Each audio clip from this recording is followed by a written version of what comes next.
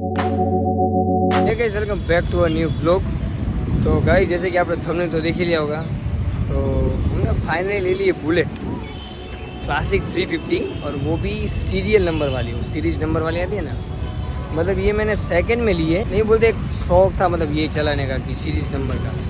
और भैया एकदम जो सेक्सी लग रही है भाई बाइक, मतलब दिखा दो आपको, बट ये शौक था। और अभी जो नहीं आती है ना वो ऐसी, मतलब ये लुक, ये रेट्रो लुक नहीं है। Old bullet is old bullet, new bullet में इतनी मज़ा नहीं है। क्लासिक 350 दिखा दो आपको कैसी लग रही है, मुझे कमेंट करना आप। इसकी चाबी है और ये रही हमारी बुलेट।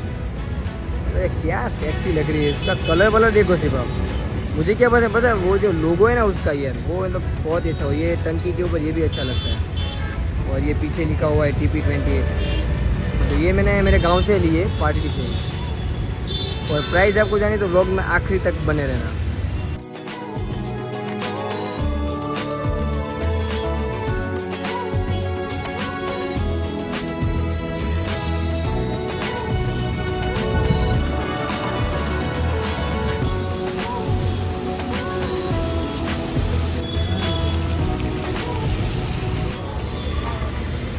बल्ले बल्ले दाल पकवान में आ गया हूँ मैं, बल्ले बल्ले।